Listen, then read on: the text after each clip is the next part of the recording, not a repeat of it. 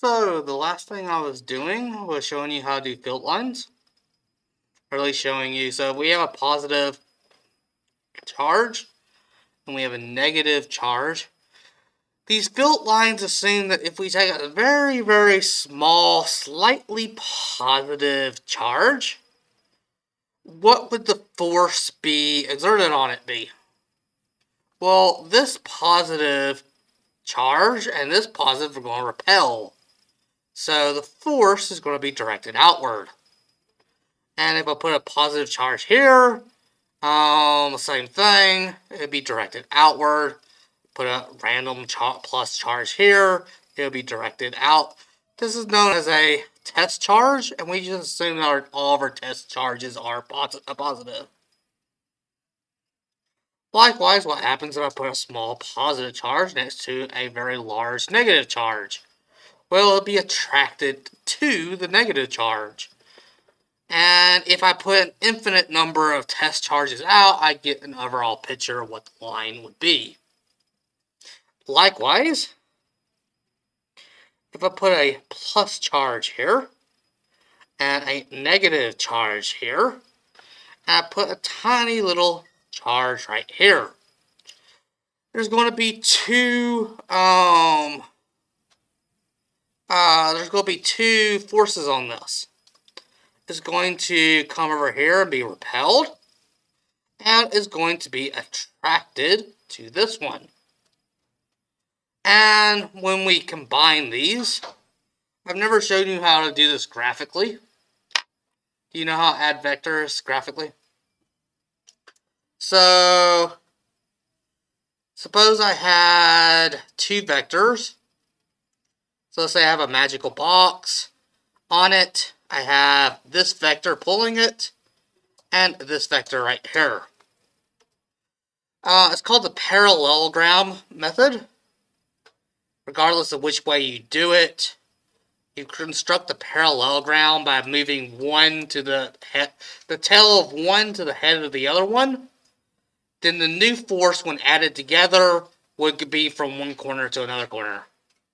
So if I have this right here, then I can construct the parallelogram. The new force will be like that. Or if I have it like this, again, sliding it over, putting the tail of this one on the head of this one, then the new force will be like this. You see this force is much to the left, and much to the, more pointing to the left, so the overall force be left. They're both pointing up, so the up components will add to make it even higher up component. You could either do it, this only helps you in rough estimating what direction it'll be. You can't really calculate using it. But doing the same thing here, if I construct a parallelogram, we'd see that the force would be pointing to the right. And if you remember, this is how it should have been drawn. Let's put one randomly right here. Well, since it's very close to the positive charge, it's going to get a significantly big repulsion force. It's farther away, so we're not going to get as strong as an attraction force right here. And if I add these together,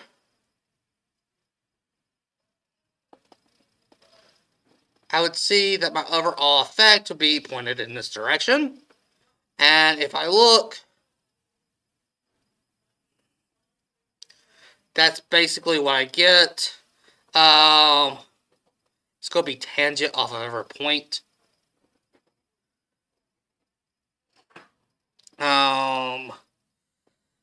If I put one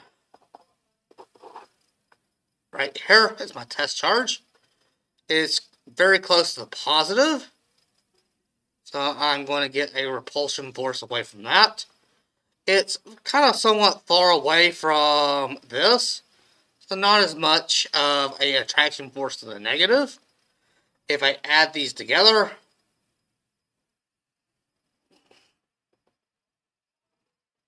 we see that it would almost be vertical.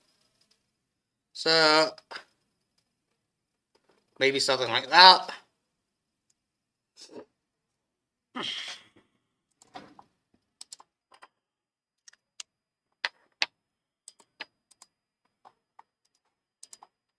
Actually, you got a nice little simulator. So, positive charge. The test points are stationary. So let me put it on the top of this one. We see that all the test charges, instead of doing the length of the arrow, they do the brightness of the arrow to represent how strong it is. So these dark points have almost no charge. The closer you are to the center of the charge, the more stronger the field is. And if I put another one right here, we can see it goes from positive to negative.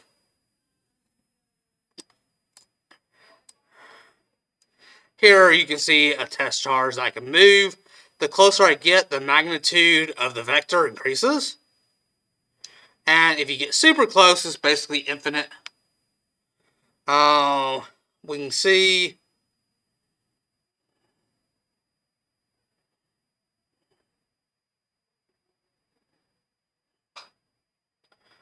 that scenario over there while I drew. And I move it. If I have two positive, let me get them somewhat farther away.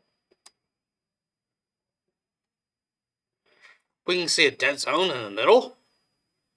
So we have we have two pushing forces, and they cancel each other out. As I get closer to one, the repulsion forces, because we assume our test charge is always positive by convention. But right here in between it all cancels out, except for the vertical component. The vertical components will add together, so we'll have a vertical component.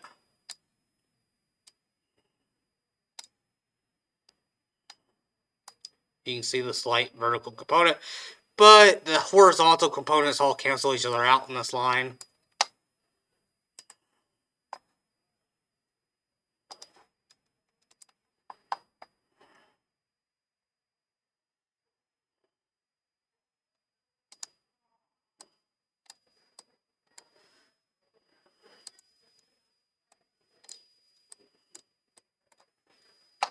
Where is it?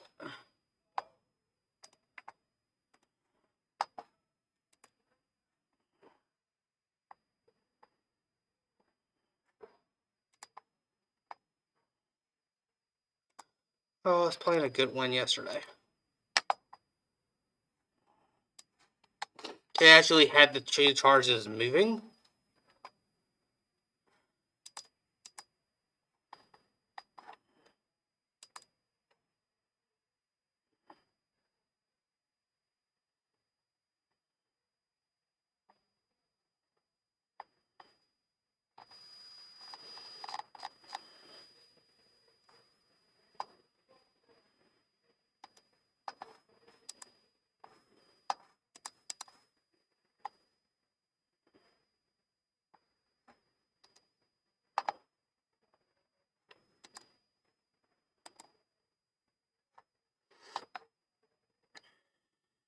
I think this is it.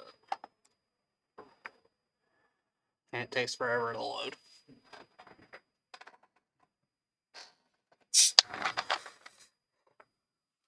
Note, this is a simulation.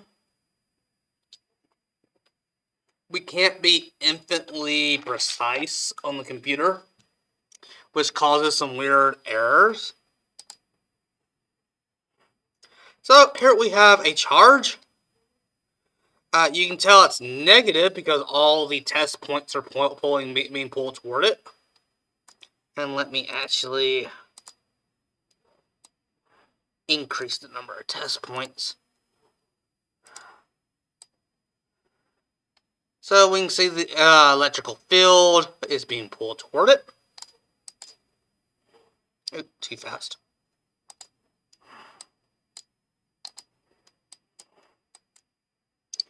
So it's a box that can move around as it's moving. We'll learn later on that this has a consequence. A moving charge creates a magnetic field. This is just the electrical field. And let me add another one. So they're repelling each other. They're wanting to stay far away. However, it's only a slight. They try to get close to each other. They'll decelerate and force apart. You'll notice how they can't really hit each other. That's because if they get closer, that force goes to infinity. And you have basically an infinite force. There are ways to do it where there's a limit. It doesn't actually go to infinity. But you could think of these as two electrons bouncing around an atom while they never collide.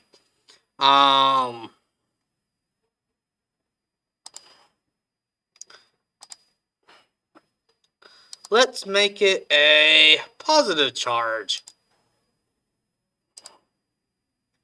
Now we have an attractive force.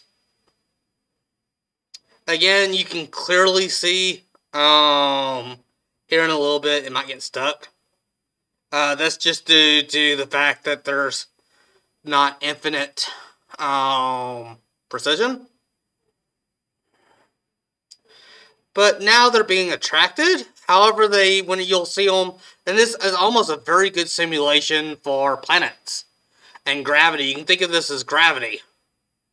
It's very difficult to actually make something be in orbit. A lot of times, as it's getting closer and closer, it'll start accelerating, and it'll quickly make like a little U-turn around it. And it'll gain a tremendous amount of speed and be slingshot far away from it.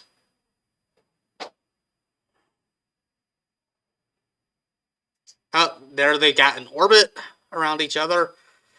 I wish I could make this box a whole lot bigger, but it won't let me.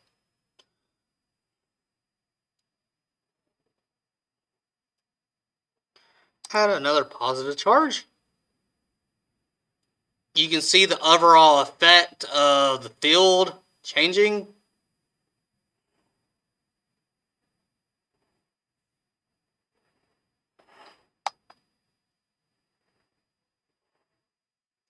You can see the repulsion as they get closer. Just pause. So the overall field is a combination of all three. You put a tiny test charge, positive test charge, then you calculate the forces from all three, add them together, and you get this result. You can see almost no force right here because these are two positive charges. You know they're positive because the fields are pointing away. You see that if you put, if these were stationary and you put a small charge, this field tells you what force they'll get. So let's do an example of calculating the field from 3 points.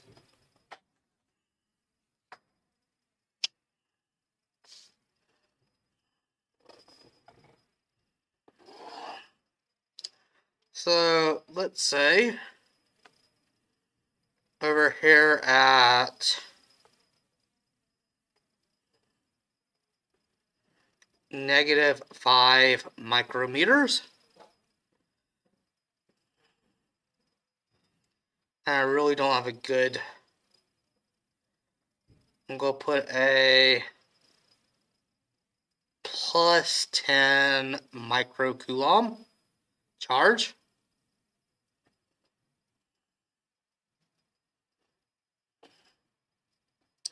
At 7 micrometers, I'm going to put a 14 microcoulomb plus. And over here at 10 micrometers, I'm going to put a -20 microcoulomb charge right there.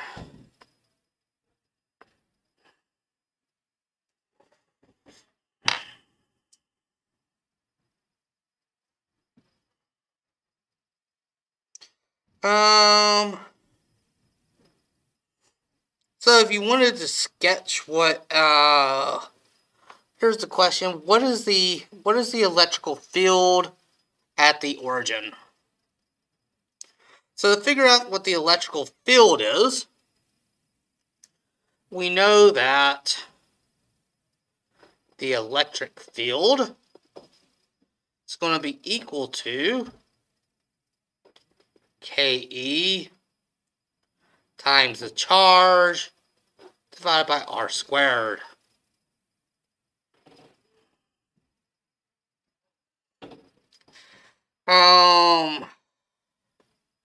So we put a small positive charge here, and we going to calculate three vectors basically and add them together.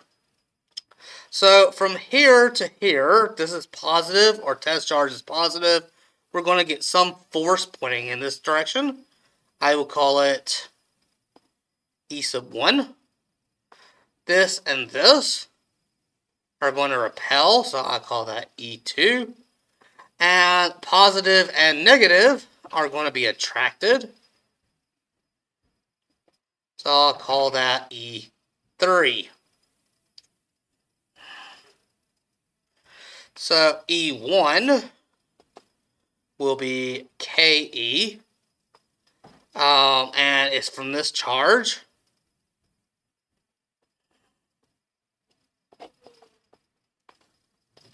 So Ke is 10 to the 9.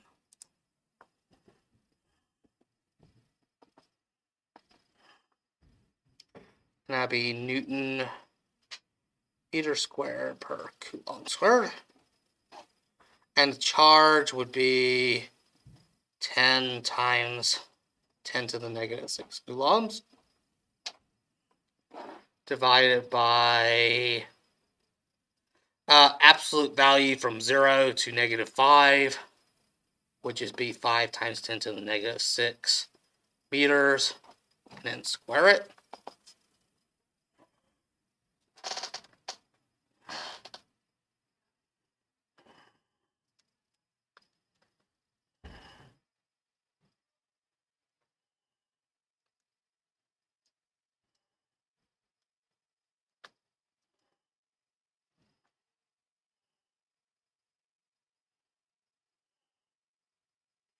So that'd be 3.596 times 10 to the 15.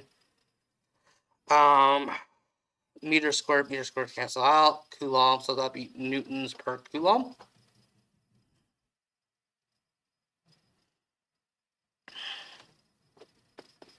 E2, which is the repulsion force from this one, would be equal to 8.99 times 10 to the 9 Newton meter squared per Coulomb squared. The force is 14 times 10 to the negative 6 coulombs. And the distance is 7 times 10 to the negative 6 meters.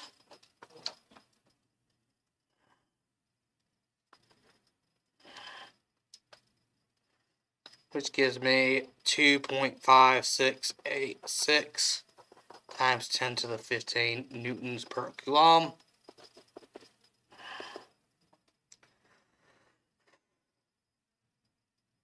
And E3 is attractive. It's probably better to indicate that this is to the left, this is to the right, or better yet, it's better to indicate with an arrow. So we can go back and add these together.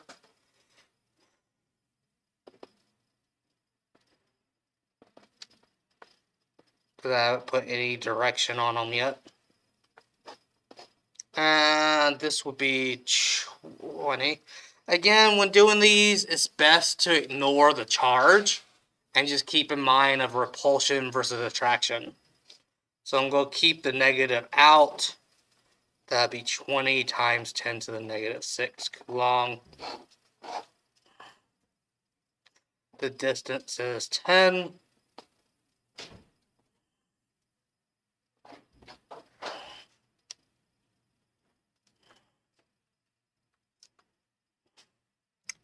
and I get 1.798 times 10 to the 15 newtons per meter. So, to figure out the total field strength at this point, we need to add up all these vectors.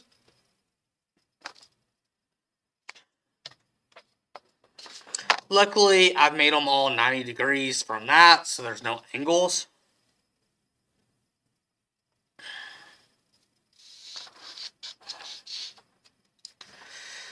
So, if there was angles, I should have made one at angle.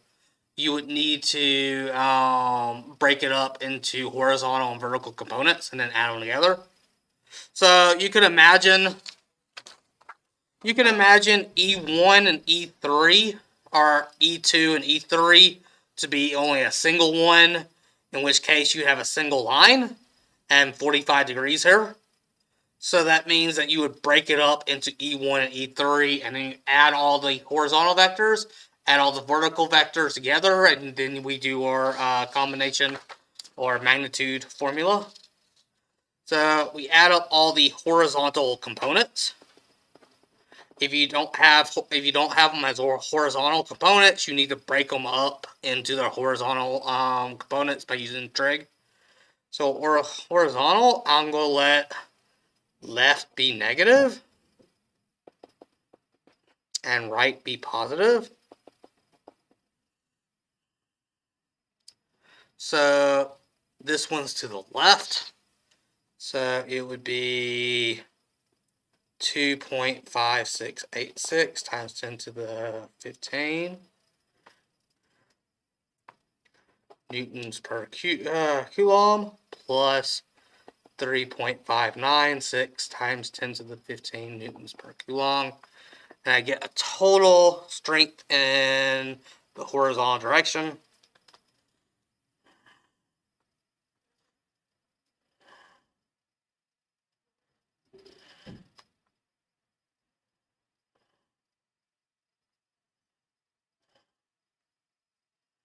As 1.02743 times 10 to the 15 newtons per coulomb to the right.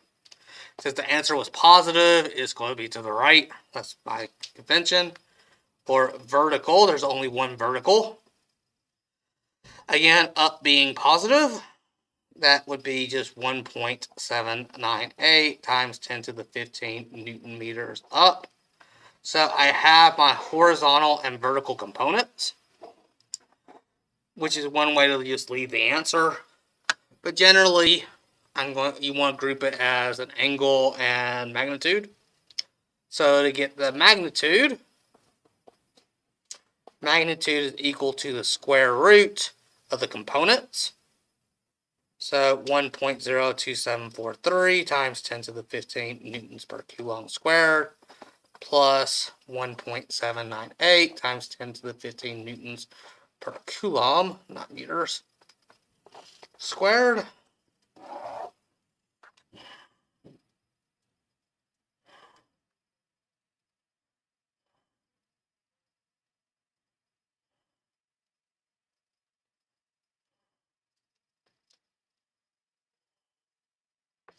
Which is 2.07085 times 10 to the 15 newtons per coulomb. And then figure out the angle.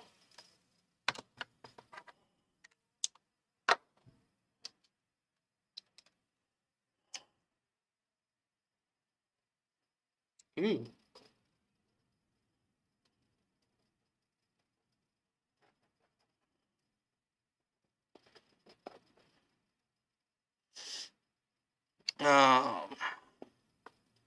It would be the inverse tangent of, well, I know I have a right component and an up component. Usually we measure off the horizontal, so I'm going to move the horizontal component here. And thus my angle, my opposite is going to be my vertical. My adjacent is this. So opposite would be my vertical. 1.798 times 10 to the 15 newtons per coulomb, divided by my adjacent, which is my horizontal.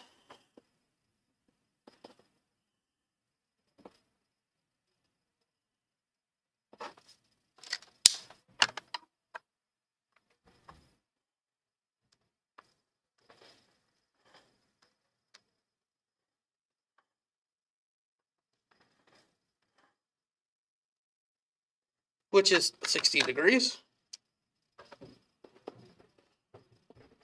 60.255 degrees. And then sketching a nice little picture. We need to go back to the original one. The field strength at this point is thus at 60 degrees with a magnitude of 2.07085 times 10 to the 15 newtons per coulomb.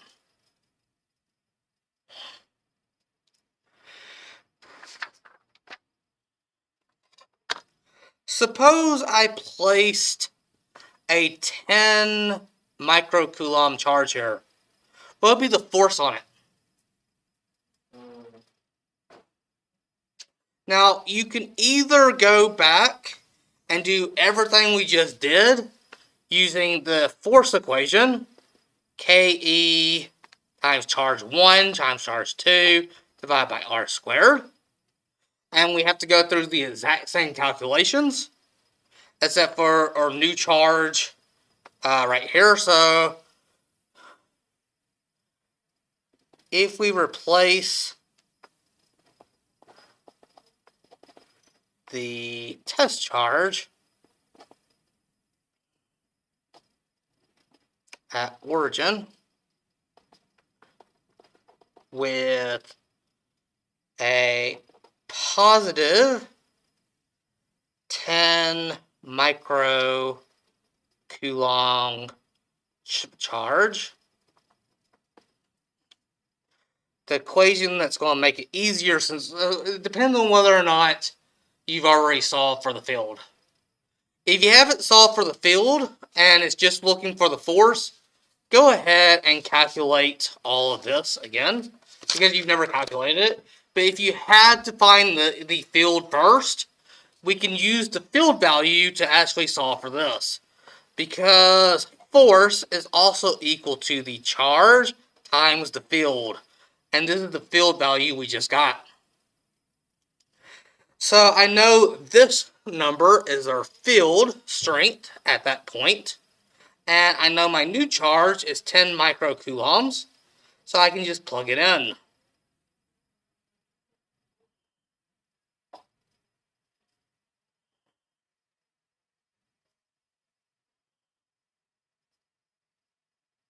And I'm trying to make sure I do this right. Let me test and see if it's correct. So the angle's obviously not going to change. But I think you could use either of these two values to do it.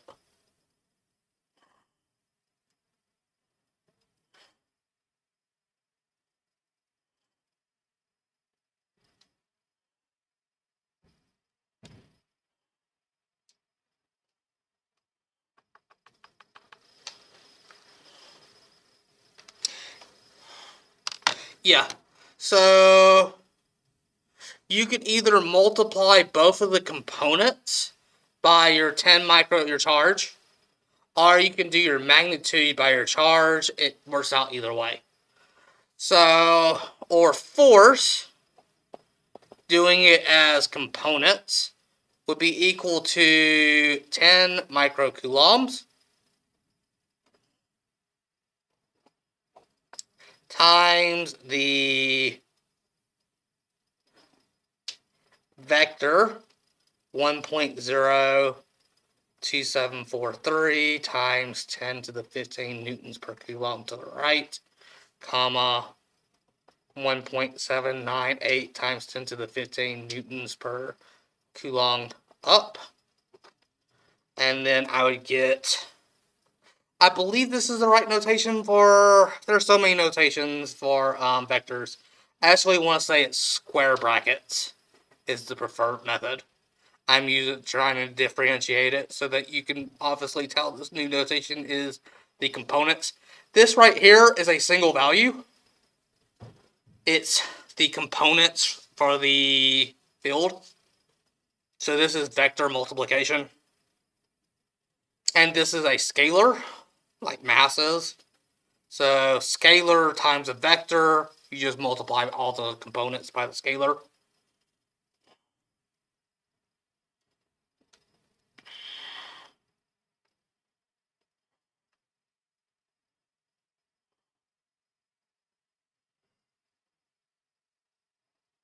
Ooh, and that's way more than I was hoping for.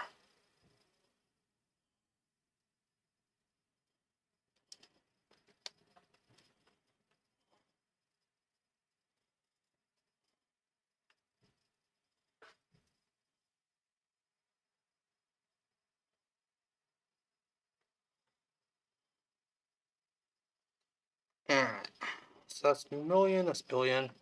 So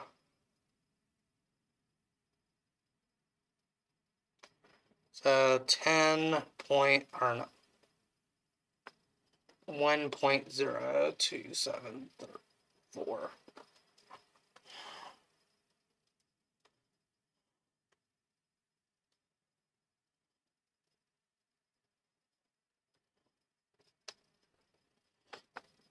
Times 10 to the 10 newtons.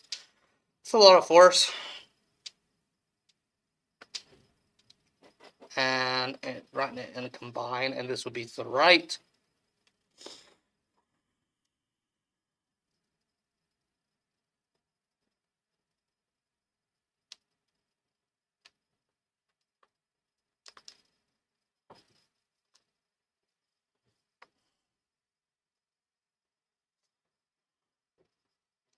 And then this would be 1.798 newtons up.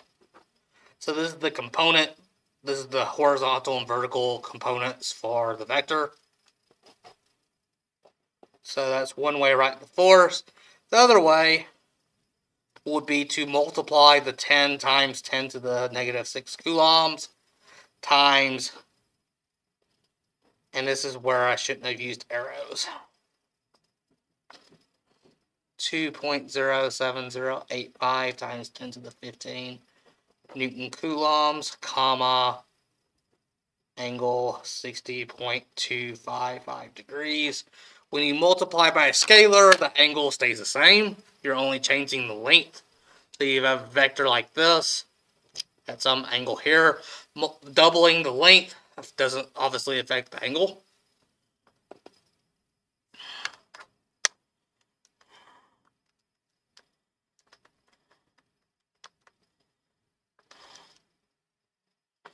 So that'd be 2.0785 times 10 to the 10 newtons with an angle of 60.255 degrees. And when this symbol right here means that it's literally measured off of this, from this point, off the, you have this symbol right here, it means that the theta is measured like that. Or it could very well be measured all the way around like this. Usually you put 15 degrees here and just draw a picture. But if you wanted to do all the way around, you could use that symbol there. Make sense?